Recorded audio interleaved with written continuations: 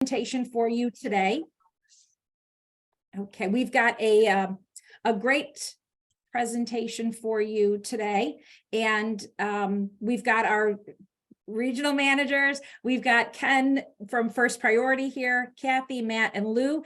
And because it is the end of June, we thought it was a perfect time for a mid-year review. We're halfway through the calendar year. We've done a lot of topics here on Live from Western New York.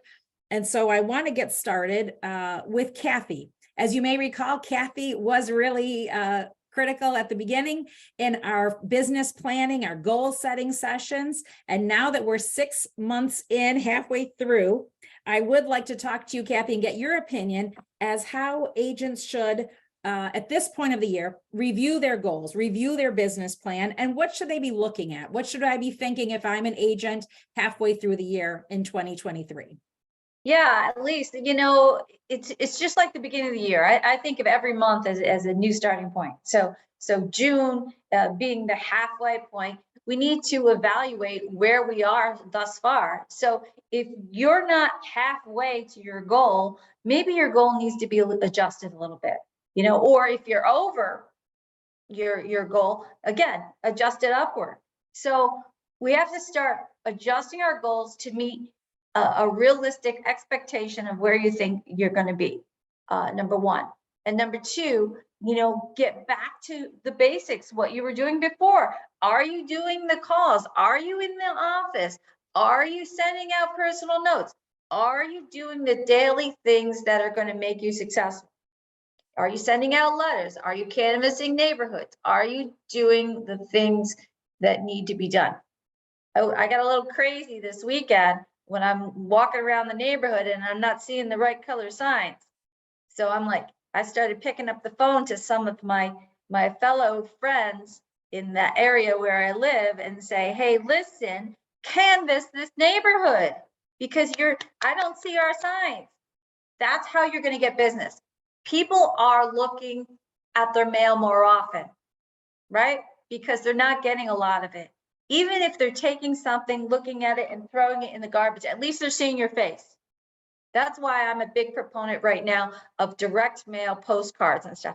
Not the inserts, because people don't look at those. They throw them in the garbage without looking at it. If it's a postcard or something where they have to stop a minute, look at it, at least maybe you'll go on the refrigerator. You don't know if they're thinking about buying and selling. So I'm a proponent of doing the things that you should be doing on a daily basis. Do you have a schedule for yourself? Are you setting Mondays for prospecting, Tuesdays for marketing, Wednesdays for client care, Thursdays for follow-up on deals, Fridays for doing all those other things you need to do as an agent? Are you doing these things consistently? Because that's the difference, my friends, of hitting your goals or not. And yes, I get it. Even if you're doing these things, sometimes just because of the market, you're not doing the volume that you want to do. But listen, if you are consistent, if you continue, it will hit. Listings are starting to come up and houses are starting to be on the market a little bit longer. So your buyers will be able to get a home if they're diligent and keep looking. So consistency is undefeated. I like that, Chuck. That's a good one. True. And I think, the little bit longer of time on the market allows the listing agents to grab more opportunity. It gives you a chance to do an open house, to do some, walking the neighborhood, getting flyers to the neighborhood, those just listed postcards. You can always order more, especially if it's a neighborhood you're marketing. Yeah, absolutely. I think, that's one of the things we didn't have an opportunity with the market being so fast paced. You put the house on, you took the house off. You put the house on, took the house off. Now you can have the opportunity to meet people, do more than one open house. You should be doing at least one, but you can do more than one with our twilight open houses or any day of the week. I was talking to somebody the other day who did a Monday.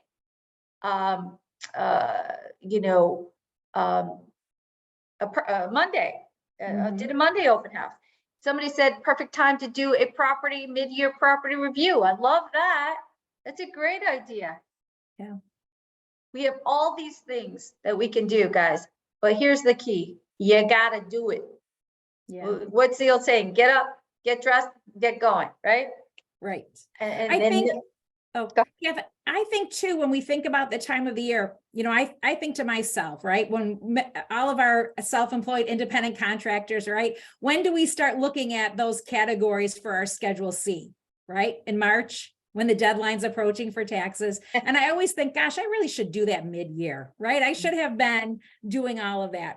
And I think it's the same thing with business planning. Sometimes we wait until the end of the year to look at where our business came from. I think now's a perfect time to say, okay, 6 months in, the deals are fresh.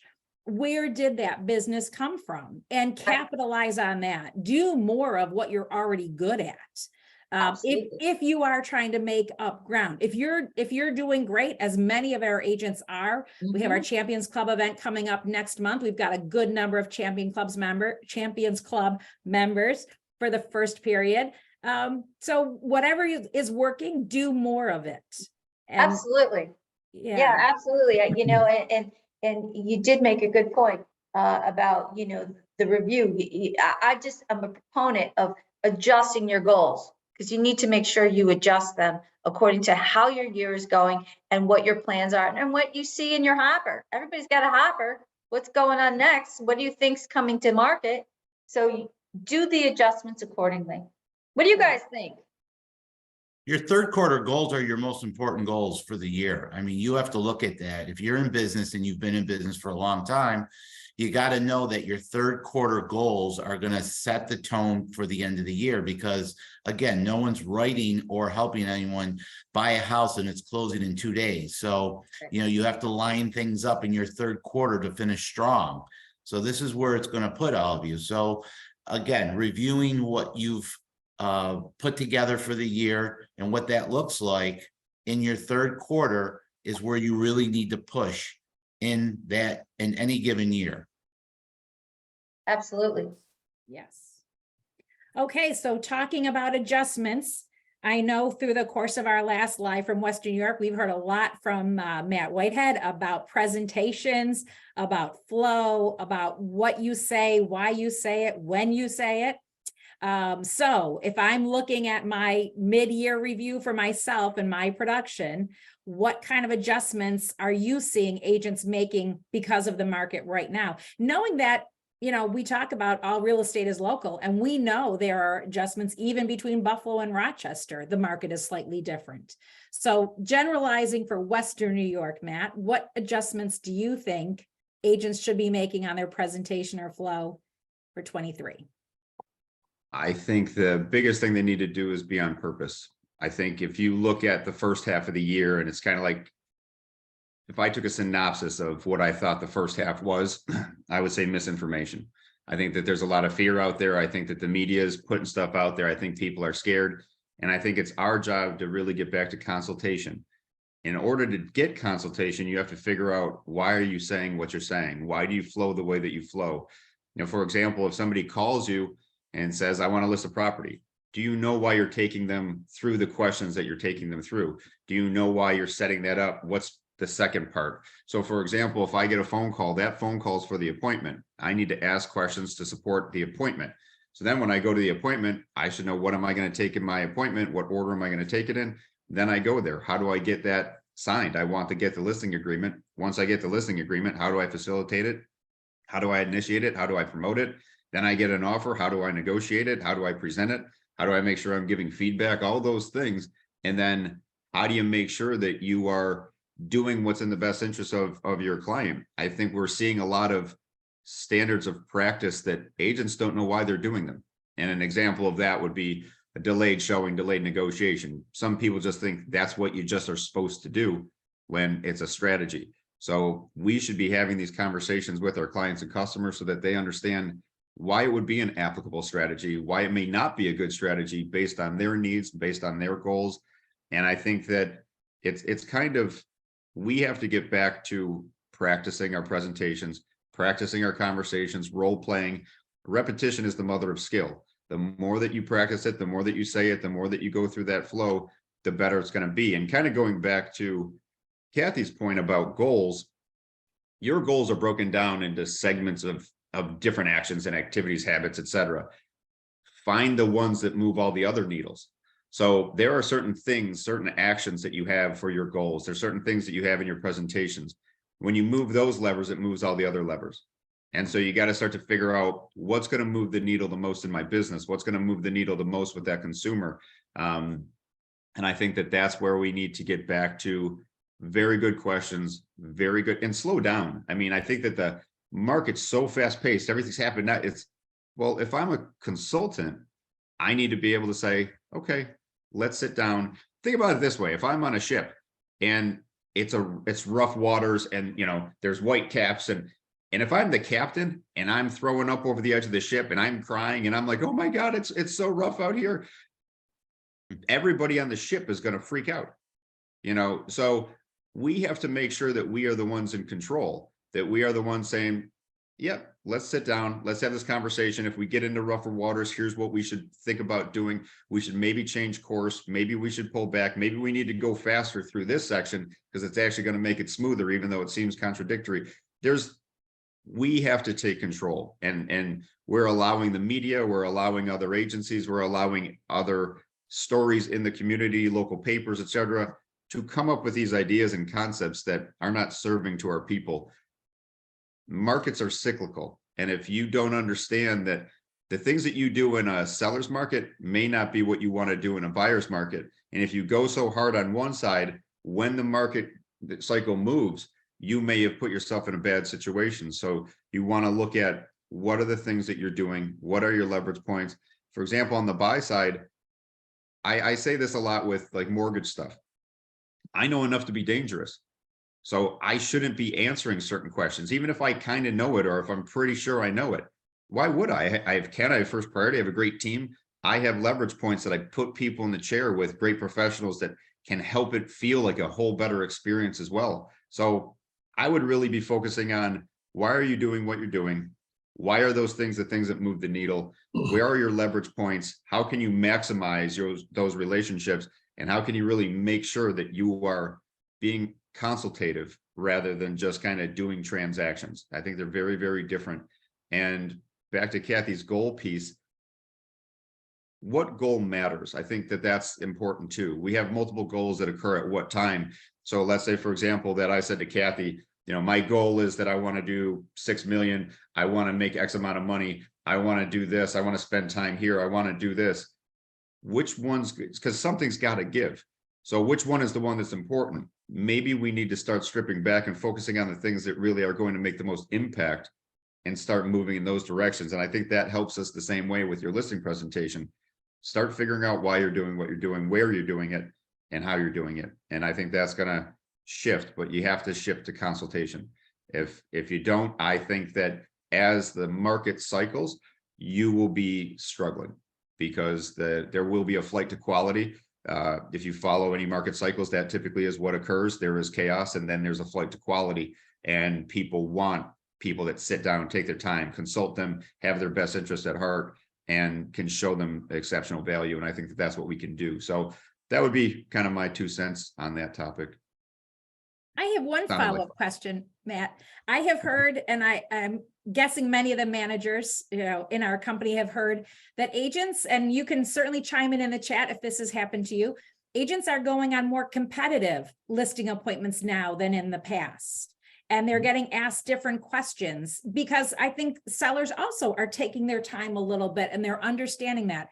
So if I'm an agent who typically has not had a lot of competitive appointments, I'm doing mostly my center of influence, and now, not suddenly, but I'm being asked more questions. I'm being compared against other companies. What are the ways I can get better at that? I think you have to answer the question, first off, why you? So you have to be able to not just say so think about it this way. Everybody on this call is with Howard Hanna. So if I try to use that as my only differentiator, it's a challenge, because there's a lot of us.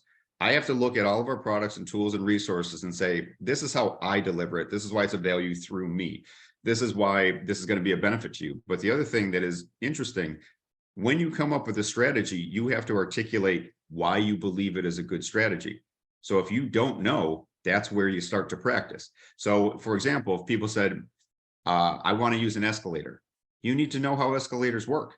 You need to know that if there's other escalators, what would that do to your escalator? Do you have a cap on your escalator? Do you not? Are you gonna, when you start going into competitive situations, you start to look for all the cards that other people are going to play. Go in prepared to be able to articulate, what are they doing? Why is it a benefit? Why is it not a benefit? And be able to battle it. So you got to be prepared before you go in. But the biggest thing, the consumer wants to know why you are going to make them net more at the end, or why the experience is going to have the best positive net results through you than somebody else. If you can't articulate that well, there's a challenge. So here's a little exercise everybody can do. It's called the so what method. Okay, so if you and I are in the office, Lisa, and I say, I want to make a statement, you only respond to me with so what. So then I have to change the statement. And then you say, so what again? And so here's an example. If I say, I'm going to tell them that I've lived here my whole life. So And then you what? say, so what? I know the area. So Then you what? say, so what? See, what's happening is I'm saying I've lived here my whole life because I want them to know that I know the marketplace. But let's say that they're looking at me saying, he looks young, I'm older than him, I probably know more, I've lived here longer. So what I'm really trying to say is, if you're selling your property, I know the prices that you should list your property for to get you the best return. I know the prices that you should pay in this area that's going to get you the best return on investment of purchasing. So if you're buying or selling in this marketplace, I'm the person that you should pick because of my experience within this neighborhood. I know what all the values are doing and what's right, what's wrong, what's up, what's down, that kind of thing. That's really what you're trying to say to the consumer. But if you started with, I've lived here my whole life, when somebody keeps doing the so what, you keep going back to, you take it down to its lowest common, there's the kill shot. Like that's the value proposition piece. And it's a good way to kind of get to the root of what you're really trying to say, which is the value proposition back to the person. So it's not the most comfortable game, but it is a fun game that you can use to kind of say, well, what was I trying to say there? And there's things that we think are common sense that people understand, but the consumer might be like, I don't know what that means. Like, great. I don't even know what an escalator is. I don't know what that means. I don't know what this is, so it's just it's a nice little tactic you can play with. Yeah, I think, and remember your fellow agents at the office, your managers, your admins, you can role play all day, every day with someone at your office. So it's a great tip. And it raises a lot of questions. Again, we've all been talking about communication. So that leads us to Lou, who's been really talking to us this past year about prospecting, lead conversion, lead generation. There are, I think Matt touched on, I think Kathy touched on the media and what we're hearing out there. So we know what we think our clients are hearing. We know what we think our agents, what we're all hearing in the business. So Lou, if I'm trying to communicate with my center of influence, my sphere of influence, what's the best way? What are the things to talk to them about at this point mid-year?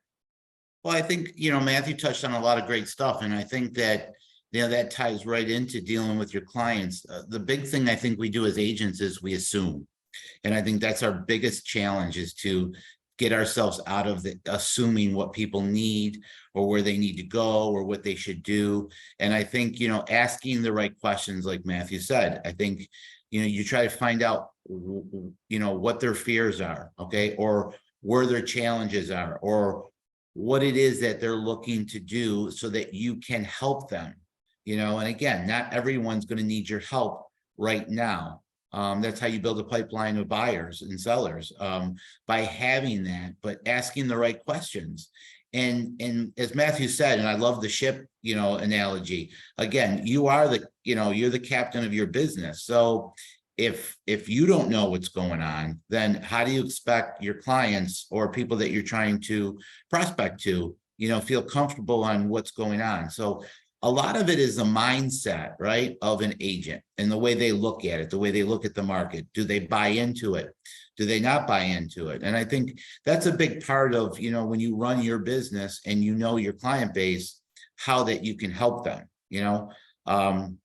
in this market, in any other market, I always believe you have to have a positive attitude.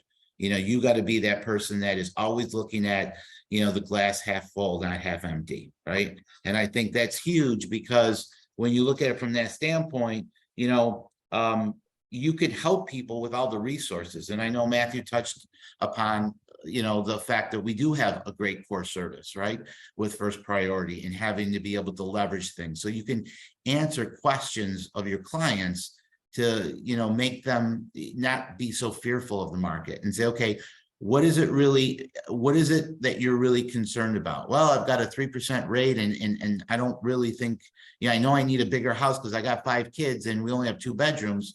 Okay, but that's the most important thing to me is, you know, the rate. And it's like, okay, well, let's sit down and let's start to talk about, you know, with our first priority rep, you know, what that looks like in a payment based on where you were going to go. And then sometimes a light bulb goes out, right? But if we buy into it and we say, you're right, you know, the rate's great, you should stay in your house, that really doesn't help anybody, you know. And I think if you look at it from that standpoint, you have to make sure we have other great services. We have, you know, we have the concierge service, we have Hannah Home Pros. You know, people will say, well, I really need a roof and I don't know if I can sell it without. Well, let's get somebody out here to help you with that. So you really got to find out what their fears are so that you can help them overcome what it is and where they want to go. And I think that's what I try to do with clients, and I try to do that with agents. We had a situation, and I'll share it with you because Tina Visconti in our Penfield office shared with me, and we talk about these property reviews all the time and sending them out.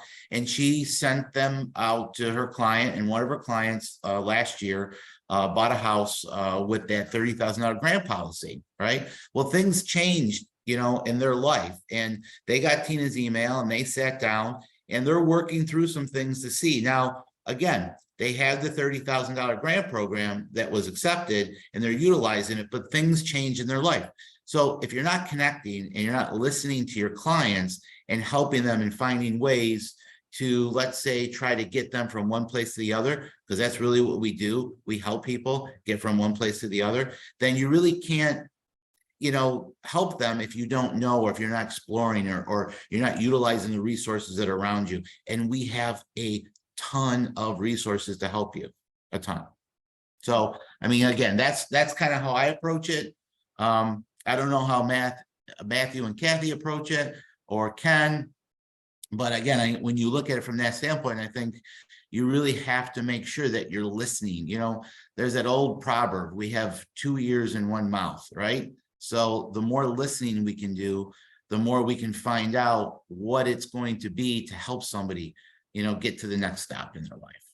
Yeah, that's some really good advice, Lou. And I think, you know, your comments about also us getting out of our own heads and assuming we know what they're going to do and why, and asking those questions. And I think just being prepared. You know, I mentioned last time that I had some graduation parties coming up. I did use ChatGPT to help me write my cards, and it went very well. And so, you know, but you're at any functions now, you're at showers, you're at graduation parties, you're in the supermarket, and Lou, someone says to you, hey, Lou, you're in real estate, right? How's the market? That's what I think we should be role playing. Like, Absolutely. What do you say when someone says, how's the market? The market's fantastic right now. Real estate is transferred every day, you know, and I'll say this to them, and I say, you know, I tell my agents all the time, real estate's happening every day. How are you going to become a part of it? So, and then they kind of look at me and we talk a little bit more, and then you ask the question, what are you thinking about that you're asking that question about real estate? Are you thinking about buying or selling your house? Oh, no, I just hear all this stuff. Yeah, it is a little bit, you know, and I'm not going to use the word crazy, but it is a very aggressive market for, you know, sellers to capitalize. But again, it all depends where you are and where you want to be. Are you in a position where you can sell right now and capitalize? Or are you in a position where you need to buy and, you know, you're going to stretch your dollar? Because again, you're going to need to save, let's say, you're in a rental situation. So every situation is going to be a little different. So, you know, if you're spending on an average of $1,800 to $2,000 a month, you could be owning with a lot more benefit. So let's, if you're really serious about doing something, let's sit down and talk about it, you know. And then I try to take it to another level, because conversations out and about are good, But again, you really start to find out who's serious about that question they're asking, right? Is it just because they're inquisitive? And if they're inquisitive, you have to put that positive spin on it, because again, it doesn't help us as an industry if you buy into it. So it becomes a conversation based on where they are and what they're doing. So that's kind of how I approach it. That's huge. So before we get to Ken, I think to prove your point, like when I was listening to what Lou was just saying about the property with Tina and the $30,000 grant, I don't know how many of you thought like, oh no, they're going to have to give up all that money. That's going to be terrible, right? That was my assumption. Well, no, Tina just put in the chat that the house sold for 100,000 more than they bought it for. So they're now another 70,000 ahead. So that's awesome. So, I mean, if we need reminders that assumptions are not the way to go. And that's a perfect example. You know, yeah. we talk about that all the time. It's, you know, and I tell agents with the property review program, you're just touching base with your client. And again, as we know, life changes every day. Things change in people's lives every day. We see it on the news. I mean, of everything that's going on. So why aren't you keeping in touch? And those folks just bought a house a year ago, and here they are with a life change, and they have a trusted advisor who's helping them, right? Get Right. to the next level that they need to. And the grant was great, but the typical agent that doesn't really understand or is not communicating will be like, oh no, you have a 35, you have to stay there for 10 Right. years. It's like, you have to educate yourself and communicate with the resources that we have here for you guys, you know, to be able to answer those questions and help people. Yeah, I'm pretty sure Tina's going to get a good testimonial and survey from those people. Oh yeah. Maybe even some referrals. So, but yeah, so counteracting the misinformation that's out there is obviously very important. There's some misinformation that you have to go 100,000 over. You have to pay cash. You have to buy without ever walking through the house. There's a lot of misinformation out there, and that comes into one part of the contract, which is financing. So, Ken, if I don't have a big suitcase full of cash, can I buy a house? Yes. Okay, we're done. Say a bit more. You know, I'm going to ask Lou, Kathy, Matt, like, what are values going up in Buffalo and Rochester? Like, how much is anticipated for this year, and how much did they go up last year? Just rough guess. Lou, you're the only one not muted, so you have to No, answer. I mean, again, each township's a little different, but I would say anywhere from maybe, you know, 15 to 40% in some situations. I was gonna say 12 to 30, so there you go. But more than 1%, right? More than one. Okay, here's, and this goes to Lou, and I'm diverting your question, Lisa, but I'm going to get back to it. So if someone says, oh my gosh, my payment is $300 more than what it was when rates were low.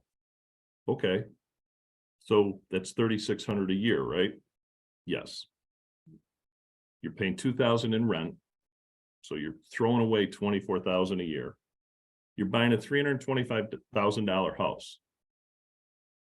Out of that payment, you're probably going to pay down $3,000 in your principal in the first year. And if it goes up 1%, that's $3,250. So you're losing $6,200 because you don't want to move forward because your payment went up $3,600. So you're at a net loss by not doing anything. So it all ties into everything you guys are saying about it is a great time. And Chuck is like the quote master today, putting up gems in the chat box. It is so true. And I think Adam put up something. There is no better time to get involved in the market. Is cash important? Absolutely. And in New York State, in the beauty of being with Howard Hanna and Hanna Financial, we're in 12 states. So they're like, yeah, we don't have that much cash. I'm like, well, in New York, there's a plethora of cash and everybody just is like paying cash. Or they say they are. That's another misinformation. We have had more successes this year, home ready, home possible, with the loan level pricing adjustments. You can maybe get 1/4 to 3/8% lower in rate. We have had so many Sunny May success stories, FHA, VA, any other programs that we had. And when I said, well, what's the 6-month update? The 6-month update is just what you guys are all saying. Stronger, tighter, deeper relationship. Every success story that I can pull back on from this first 6 months was, I made an extra call to the listing agent. I had a sit down with the borrower, their agent, our underwriter, whatever, whoever it was.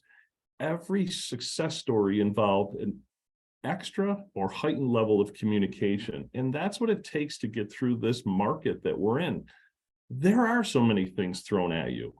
To get a gift wrapped offer to be pre-approved, and if it's not cash in certain markets and certain price ranges is prevalent, not in all of them. I'll just leave you with this one. We're driving in my neighborhood. There's a townhouse development and there's 3 Hannah signs and they're all open. And I said to my wife, I go, oh, I knew about that one. It's been open, you know, they listed it for 2 weeks. So they haven't, and they're all had open houses. So the funny thing, my wife, she knew every agent. Oh, how's she doing? How's she doing? It was so funny that was what she got from it. But what I got from it was they're still for sale. So, okay, someone didn't swoop in and pay cash. That's where we need to have deeper, stronger, and tighter conversations, communicate more. That probably 30 years ago, if we said, hey, what should we do this year? Probably communicate. But what Lou said, what Matt said, what Kathy, everything tied into, you know, do what you're supposed to do every day, reassess your goals, but do it, you know, communicate. I always say, pick up the phone. Some people look at me, I don't know if they know what a phone is. I should say, pick up your cell phone or your smartphone. But I think they think the phone is the one that was attached to the wall. Talk to people. The more you talk, the better the transaction is. So that's what our first 6 months is. And yeah, cash is important. We're lucky that we have a program for that. And we've gone back and worked with people to see, you know, what family member, how can we help you? How can we make this better for you by getting 20% down? And then we can put in an offer that's as good as cash. But there are so many other programs that are getting accepted. And you have to get the details. I just cringe when I hear people say, well, I went online. Online is not going to tell you if you put 3% more down, you'll have a better rate. They won't. They just give you what you type in. We will give you more than what you type in.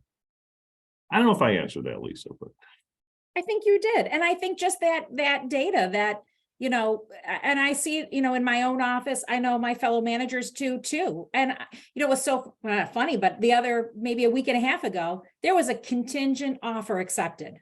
We were all like, oh my gosh, like what's happening? So VA offers are being accepted. FHA offers are being accepted. So it, you know, that again, you know, correcting the misinformation. Sorry. And, you know, Ken, as you say, a lot of these cash offers aren't cash, guys. They're not cash. Be careful. Do your due diligence. Call the listing agent. If it's not First P, call that other bank because call that other listing agent because what they're doing is they're flipping them before close into a product and saying they're cash and not necessarily doing it. Not always, but you got to make sure you do your due diligence on those. yeah, and someone just put they had a seller concession. I'm also hearing about seller concessions that are getting accepted. Yeah. We're operating with lender credits. There's a mortgage is like a snowflake. And what I find, if you go to get a medical procedure, and I think sometimes this is a really bad story, but I just made it up. If you go to get a medical procedure, you don't walk in and say, no, I'm doing my own anesthesia. I bought this thing online at Amazon. It's got the mask. I'll be good.